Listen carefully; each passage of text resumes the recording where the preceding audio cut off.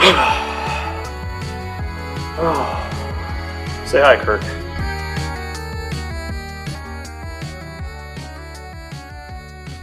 Welcome to This Month in Gaming. It is January 2025. Let's get into it. First up, we have Silksong. Silksong, of course, is the follow-up to Team Cherry's Smash Metroidvania hit from 2017, Hollow Knight. After many months of fans clamoring for any new information regarding this game, we finally got a response. Matthew Griffin, who works in Team Cherry's marketing and publishing department, replied to an inquiry about the game telling fans, yes, the game is real, progressing, and will release. That's all well and good, but what the fuck have you been doing the past 6 years? Team Cherry announced the game all the way back in early 2019 with even a playable demo at that year's E3 conference. How they've stayed fiscally afloat these past few years without releasing anything is pretty impressive. With Hollow Knight being the smash hit that it was, it makes sense that they made enough revenue to keep going, but for 6 years? Wow. But if they could release something, anything, any more information. I know they released the soundtrack for the game not too long ago, which was a smash hit, but man, you gotta give us some more gameplay trailers or some footage or something. Fuck, I don't know. All I know is that I want to get my hands on this damn game, and I can't wait for it to come out.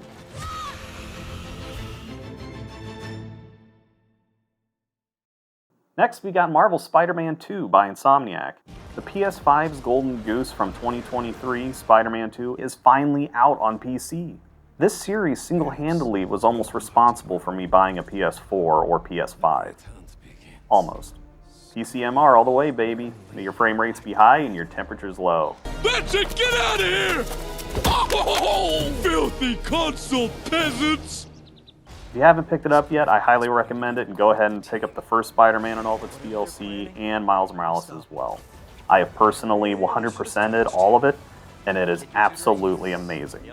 It's better if I don't know the details. I'll be fine, Ma. That's it. That's all I have to say about Spider-Man 2. These Spider-Man games are damn near perfect. Go out and get it. Let's end this.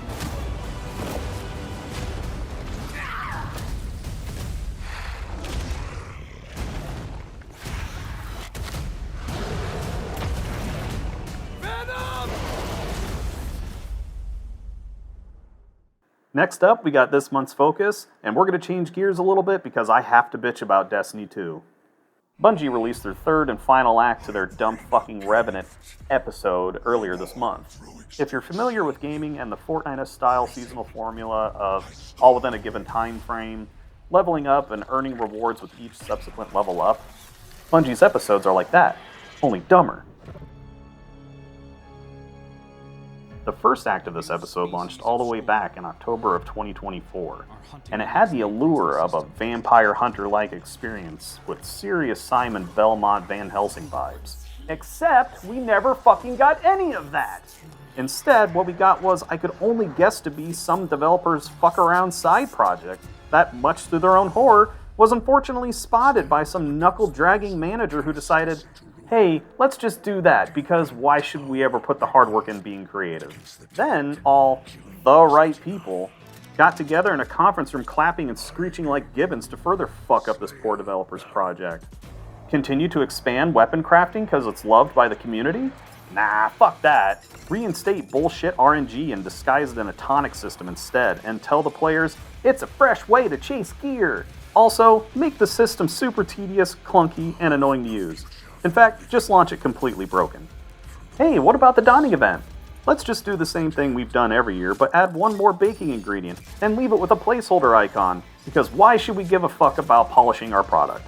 Also, keep all the same persistent bugs from the previous years. In fact, just launch it completely broken. How about we add a coherent and engaging story with beloved characters like we did in our Halo days, or with Destiny's own Forsaken expansion? Nah, just have ChatGPT make some fanfiction level shit up. And have the player do the same activity over and over again with completely insipid goals. Oh, and add in a nonsensical jailbreak portion to the story too. But don't really have the player do any jailbreaking, because that would just be too much fun, and we can't have that now, can we? No more fun of any kind! Also, make them go back and forth in the same area for dialogue with the same person multiple times. They like that, right? In fact, just launch it completely broken. Well, how about we listen to the community and address some of their issues this time around? After all, Destiny has a long history of reinventing itself in response to community feedback and the expectation of the players. But what does the player know? It's not like our game is buggy as fuck or anything. Nothing is fucked here. Nothing is fucked! No, man. The goddamn plane has crashed into the mountain! Yeah, let's not do that. Who thinks I should buy a vintage car instead? Hell yeah, let's see them hands up! The community feedback I'm getting from all of you in this room right now is I should reinvent a couple $1 million worth of cars in my garage. Honk, honk! But, moving on, with the launch of Act 3 and the concurrent PC player base already dwindling to the low 20,000s and showing signs of diminishing further, Bungie really needed to hit Act 3 out of the park to remain relevant. Unfortunately, many members of the community are expressing it's more of the same old broken shit. It is the end to and the result of a poorly written, meaningless story that had no real in-game consequences and was packed with heavy RNG-weighted rewards. Act 3 did introduce a new exotic weapon mission, which has received some praise. They finally included a unique environment with the vampire monster hunting mystique Bungie had continuously shown in their various trailers months prior.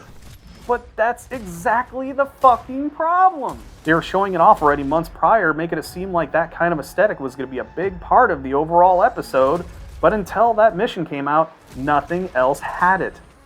Now, this game is very near and dear to my heart. I have thousands of hours logged, but it's turned into a bad relationship. Like a bad ex you keep stupidly giving second chances to and hoping you'll eventually convince them to go to rehab and they'll sort their fucking life out. That said, Bungie clearly has no intentions of going to rehab, and their new game, Marathon, really isn't showing enough promise for us to be able to salvage this relationship, not even enough to remain friends. Honestly, when it comes to their next episode, Heresy, which is due out next month, I'm not holding my breath.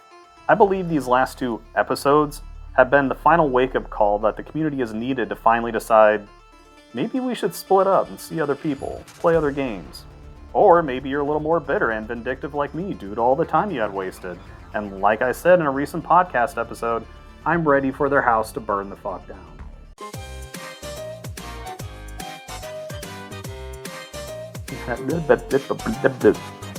...2023 is... all with titty sprinkles.